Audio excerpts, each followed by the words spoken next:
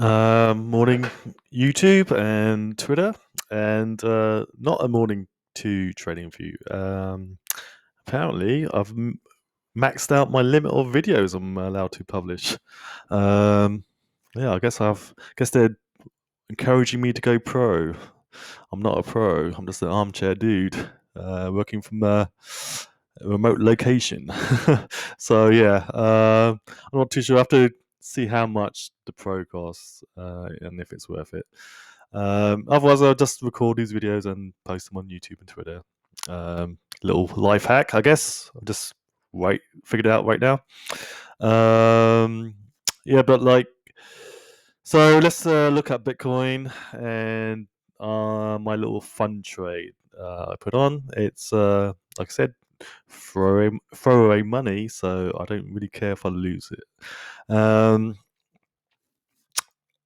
So this is the Rising Pennant. I think on the last video I took out this line, but then afterwards, like, yeah, let's just put it back in, and it's actually kind of tagging it. Right, I tagged it last night, and I had these on my chart. These like highlighted buy zones, buy, and I think this is basically too late. So, like I said, probably got two easy points to get in, right, and potentially trade up into this upper boundary. So you potentially you can take $1,000 and turn it into 2 or 3, take some profits. Don't go short. That could be costly, but take the profit there. Wait for the market to come back. Put some limit buys. I would say back at the 58,000 level where I entered. So that 58 is, I think, it's a key line. There was kind of a reason why I bought around there, just in case it just decided to launch, right? So yeah, last night I just had a little nibble to increase my position and lower my entry cost. So I can show you quickly my Binance position. It's tiny. It's not very big. So I did actually increase the leverage margin. So I'm actually kind of, making it a more risky trade. So my liquidation point, what is that now? I think it's 53,000 instead of 49. So I could get wiped out, or this position could get taken out a lot more easily now. So instead of sleeping like a baby, I might wake up during the night, right? I'm not, because I don't care. But entry price has gone down from 58,000. It's gone down by $400. So my break-even point is right there. It's down 20%. So this is the shows you how powerful futures are, right? It's my position size has gone up from 0.11 to 0.164. So it's basically a sixth of a Bitcoin. A sixth of a Bitcoin. What is that? What's my controlling size in the market? 50. Clear that. 57,000, something like that. Maybe it's 56,000. Doesn't really matter. Divided by 6. Okay. So basically, I posted up $960 initially, and now I'm controlling a position size of 9,500. I'm running a 10x, right? You should not go more than 10x. I mean, if you go more than 10x, you're just crazy. You're asking for trouble. So even this extreme 10x margin on Bitcoin. I can show you my entries last night. Okay, yeah. So the initials 58. Again, just little nibbles. 56, 589, 548, 592 again, and 539. All around the same time. But yeah, I didn't put limit order. I was just, putting little market buys. So that's why I was able to go from 592 to 539, right? Um, yeah, it's good to get a little bit extra for your money. So, and where are we today? 5635. Okay. You know what? I actually haven't spent enough time looking at the order book or just having a feel of the action. So let's do that. Hey. So this is not. This is too small. Let's go 1. So make it dollar increments. And again, so you can. So these numbers here are summations. So the higher up you go, the larger the sum will be. So let's do 100. Let's get some size and depth. I mean. Okay, right away you can see there's more buys orders on the bottom, right, than the top. So let's look at the buy order books. So you can convert just from buys and sells to the buy side only, the buy orders. This Binance is really good. It's really easy. I've used futures in the past and they were just so complicated. So fair play to CZ. He's created something useful here. Let's see. Maybe going up now, but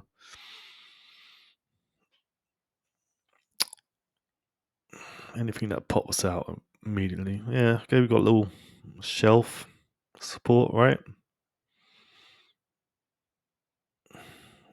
But not much.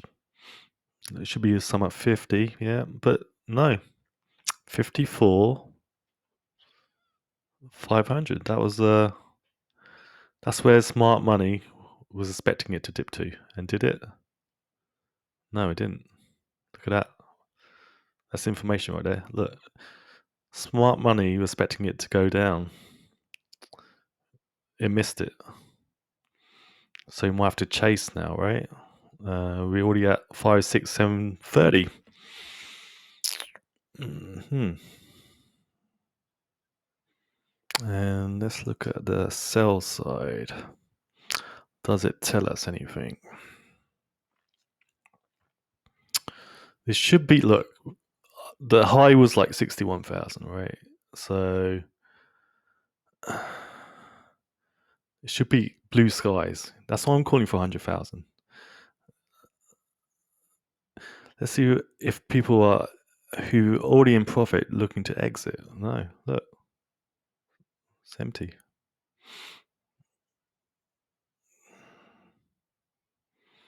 Empty. Oh, this is interesting.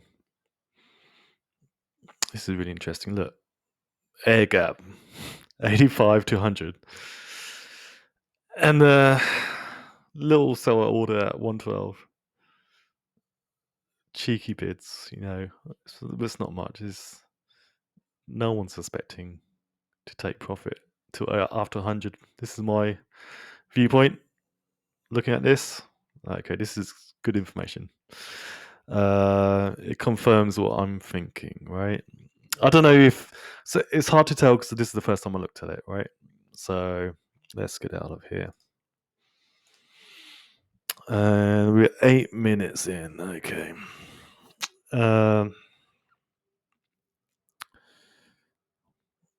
So I did a little bit of research before I started streaming, just a little bit for you guys, like 2 minutes worth. So I'm gonna bring up the Bitcoin halvings. These are the previous ones, and so Bitcoin, as I said before, works on a 4-year cycle. Everyone is watching these dates, the key dates: 2012, 2016, 2020, and our one was in May, the last one. So we're basically coming up on a year post halving. A year post halving, 2012, 2013. Actually, I'll do it on my chart. I actually drew the lines. See, it's better.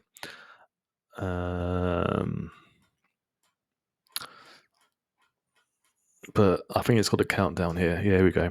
1,000 days away, basically. It can change up and down. But what I found interesting was it's not the next halving is not 2024 May. It's in December, right? It's coming forward, which means there's more hashing going on. There's more investment into the backbone of the Bitcoin protocol, right? People want Bitcoin, and they're willing to pay a lot of money to, you know, build warehouses, right? Buy up land, lease warehouses, invest in the latest miners. So these are millions and hundreds of millions of dollars being poured into trying to get some more Bitcoin, right?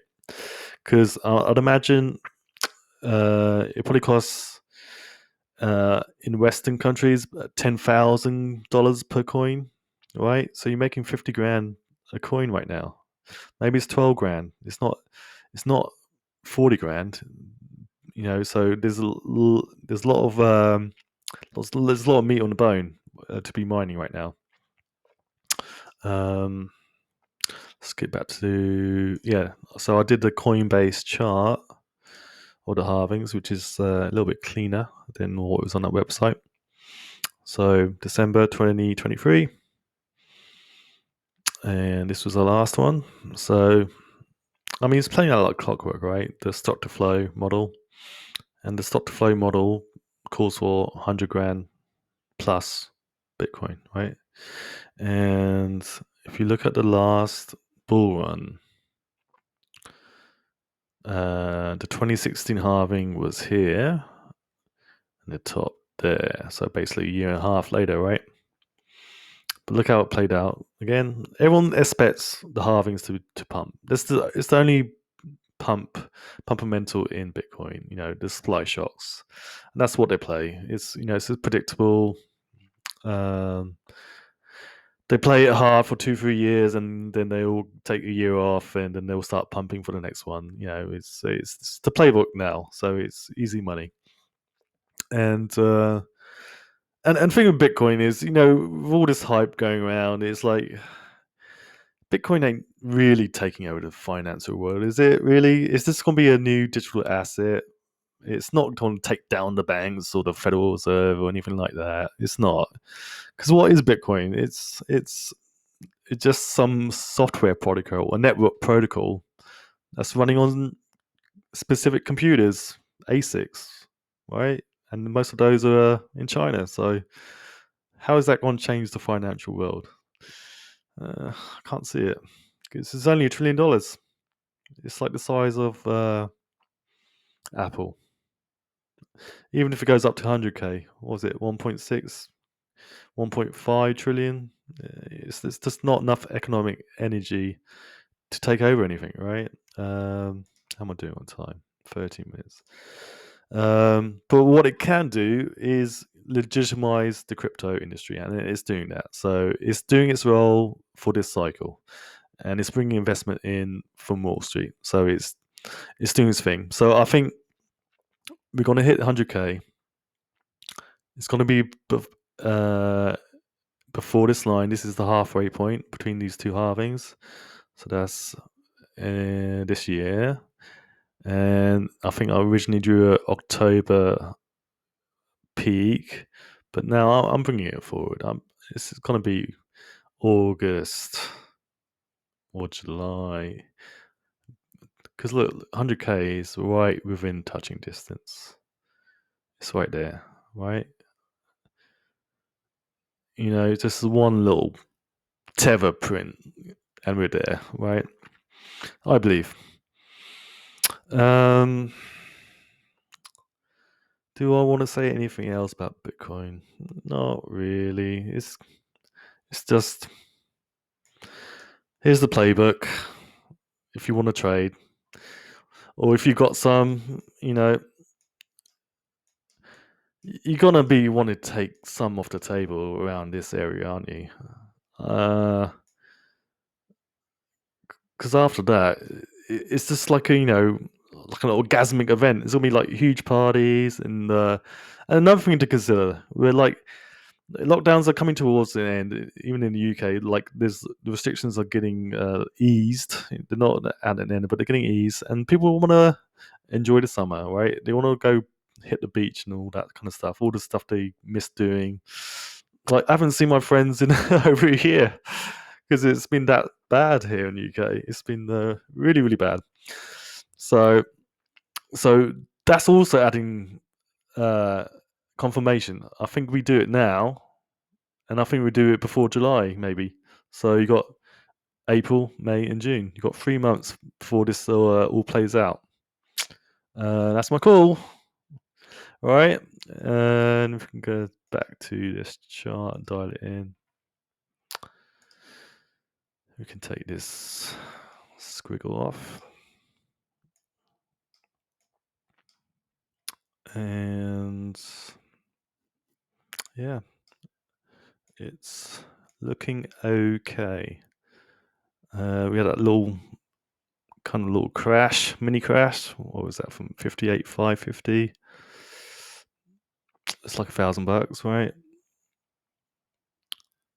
Got some turn and bottoming action.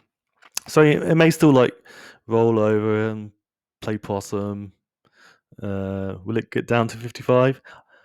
I don't think so. I think it's just gonna, do. I don't know what it's gonna do, but it's gonna chop around a little bit more, and then it's gonna, I believe, come up to this upper boundary. And I kind of just did a cross because I don't know if it's going to be over here or it's going to be over here, but I believe it's going to play out. So on my position, I'm going to take some off here, just kind of follow this playbook, right? And then reload it somewhere down here. But the problem is, what if everyone kind of anticipates this buy down here, right?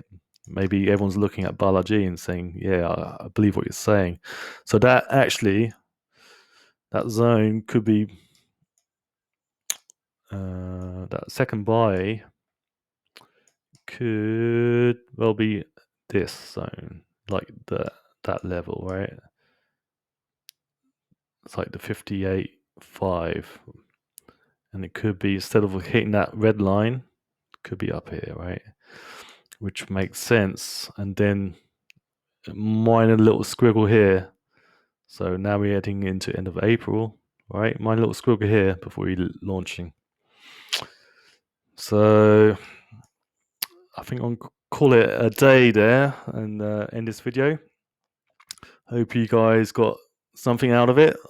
I actually get a lot out of it for me on my end, just talking about Bitcoin, because otherwise I wouldn't look at it. Otherwise I am all in hex, and let's give that a little shout out, shall we?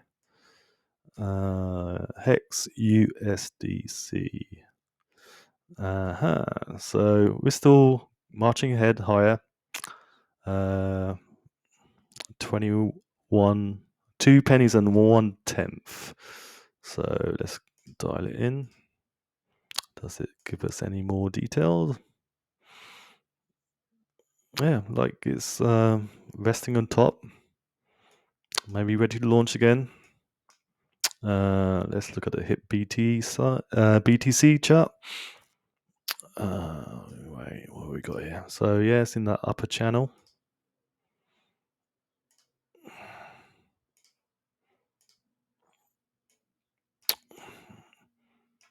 Up, down, not really down, and then we're in my 2 cent April initial target. And it could go up there. So what, 3 1/3. Let's call it. It's going to do it there, come back down, and then 5 cents. Okay, my time is up. So I will talk to you guys later.